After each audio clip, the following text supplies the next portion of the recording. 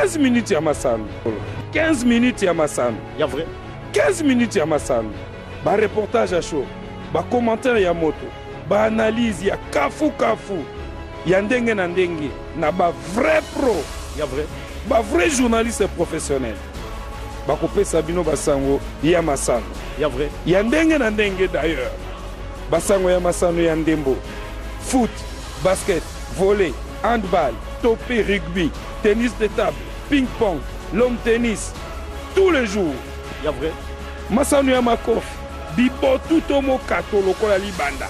Ya vrai. Boxe, karaté, judo, taekwondo, shokando shosho, jujutsu, c'est na 15 minutes ya masano. Je suis rentré hier et nous avions convenu de nous retrouver ici dans le cadre du comité d'organisation de la finale qui interviendra le 30 novembre entre V-Club et Raja de Casablanca. Et pour ce faire, nous devions avoir la première réunion entre nous, les membres du comité d'organisation qui venaient d'être mis sur pied, et échanger d'une manière d'abord protocolaire, de prise de contact, et essayer d'évoquer les différents points saillants liés à cette organisation, à ce match-là, qui sera très très important pour nous, et non seulement pour V-Club, mais c'est pour tout le peuple congolais. C'est pour cela que nous nous sommes réunis, pour examiner les différents points saillants, notamment les différentes commissions, les aspects sécuritaires qui devraient être de mise, parce que ce sont des aspects les plus importants, les aspects protocole et accueil, parce que nous allons accueillir à Kinshasa certaines autorités de la Confédération africaine de football, il y a les équipes étrangères, il y a aussi les 8 présidents des fédérations d'Afrique centrale, les associations d'Afrique centrale, donc il y a une série d'autorités qui nécessitent que nous prenions un certain nombre de dispositions. Et ce ne sont pas des dispositions qui sont des dispositions, comment dirais-je, créées par la FECOFA, mais ce sont des dispositions statutaires liées à la réglementation de la compétition. Et c'est pour cela que nous avons échangé longuement sur les aspects sécuritaires.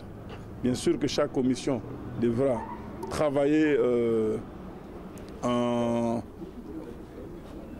étroite intimité avec tous ses membres pour pouvoir explorer les problèmes en profondeur. Et nous avons mis sur pied les différentes commissions qui sont la commission logistique et infrastructure.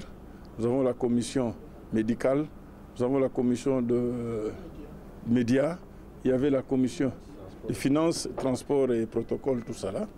Donc on a mis les différentes commissions sur pied et que nous allons multiplier des réunions, plusieurs réunions de part et d'autre, et même des réunions internes des commissions pour que tout se passe dans les meilleures conditions. Nous voulions qu'il y ait toute une unité autour de cette compétition.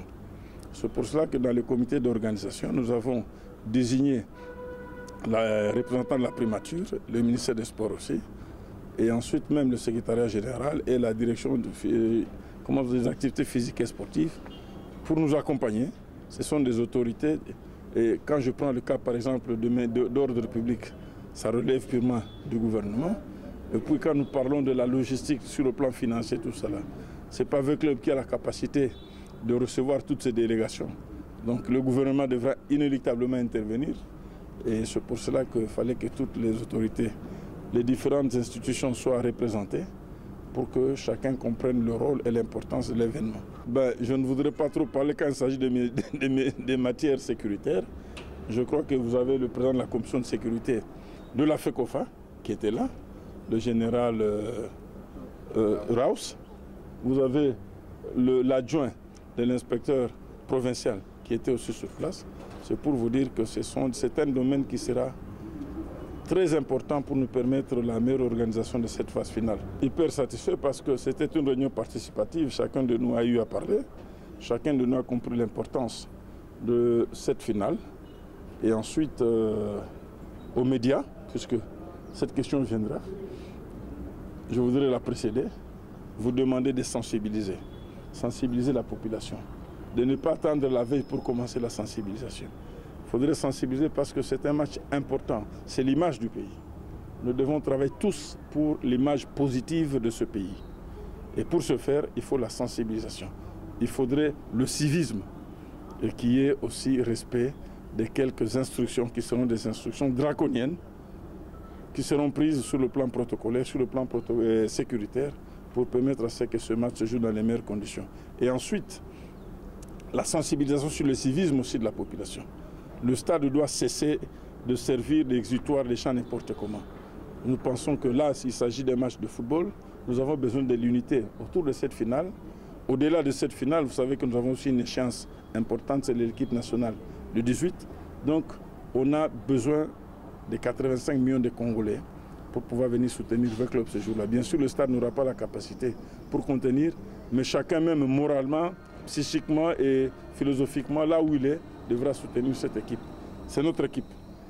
Ne voyez pas seulement les clubs bien, mais c'est toutes les équipes. C'est pour cela d'ailleurs que nous allons recevoir d'ici la semaine prochaine les différents dirigeants des autres grands clubs pour les sensibiliser, pour que chacun puisse apporter sa pierre pour l'édification de cette victoire de club.